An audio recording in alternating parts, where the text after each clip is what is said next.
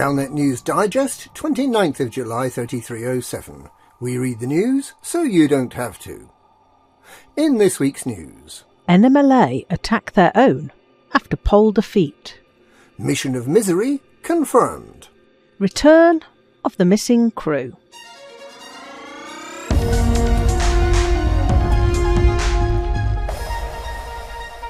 Marlinist First Minister Jenna Fairfax is feared dead following 2 simultaneous attacks on Marlinist starports this morning. The death toll is still rising, but it is expected to be in the tens of thousands, with far more victims injured and maimed. Stillman Hub and Tillman Point stations were attacked by what initially appeared to be Thargoids, but an only partly coherent message from the NMLA made it clear that this was their handiwork.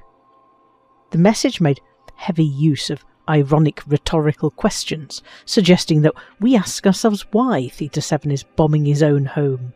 The message goes on to answer this question, saying that the Marlinist colonies are not homes, not colonies, but prisons where obsequious traitors to the cause of Marlinism beg for scraps from those who expelled them.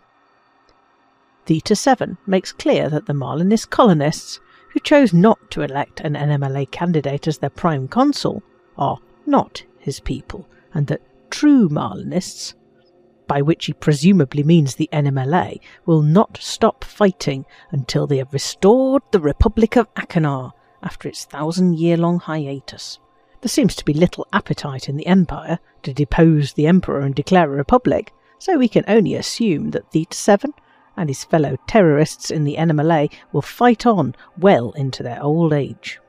Meanwhile, the person the Marlinists actually did elect as Prime Consul, Ko Tau, has appealed for assistance dealing with the humanitarian crisis caused by the 2 bombings, appealing for ships equipped with passenger cabins and heat sinks to assist in the evacuation effort at Stillman Hub in HIP 22550 and Tillman Point in Hyades Sector RO-P B6-6.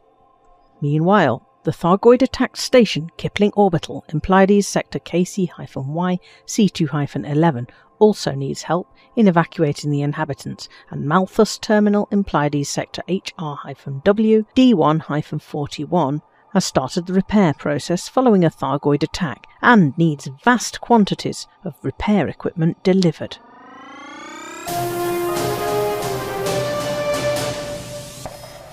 With 3 megaships paid for, the Order of the Far God has confirmed that it plans to do some god-bothering.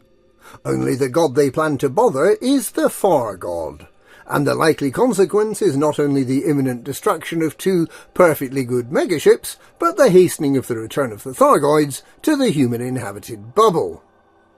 The cultist formerly known as Leonard Yates, and who is now known as the 89th adherent of the 60th chapter, explained that the megaship known as the Testament will bring the good news about the coming apocalypse to every system in the bubble, 1 jump at a time. While the other 2 new megaships, the Perdition and the Sacrosanct, will go on what he described as a holy pilgrimage, carrying thousands of misguided victims, which he described as pilgrims, to commune with the Far God, which presumably means to meddle with the Thargoids and make them annoyed.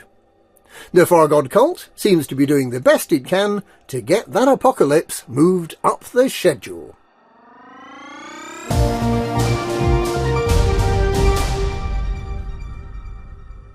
Do you remember all those crew members you lost?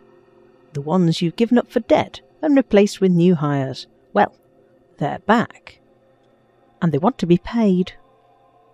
There was an unfortunate glitch in resurrection services at the Pilots Federation that meant that when commanders tried to rehire crew members after the ship they were on became unexpectedly disassembled, compressed or vaporized, the crew member was instead and incorrectly dispatched to Soylent Industries for a new life in the food industry. The good news is they're all still alive. A hitch in the manufacturing process over at Soylent meant that when the Pilots Federation discovered its mistake, it was able to retrieve many thousands of crew members and unite them with their commanders. This has the unfortunate side effect that some commanders will now find themselves with more than the normal limit of 3 crew members, and this may have something of an impact on the commander's earning potential. For the next 4 weeks, the Pilot Federation will operate a furlough scheme, with the commander's wage contribution capped at 45% of earnings. After 4 weeks, everything the commander earns can be swallowed up by the wages of their supernumerary staff. Commanders are advised to assess their staff, select the best 3, and slap redundancy notices on the remainder to ensure that profits are not unduly impacted. Soylent Industries has offered to buy back any unwanted crew members for use in their food production plants, so there's no need to worry that any crew members will go to waste. And that's this week's Galnet News. Galnet News, we read the news so you don't have to.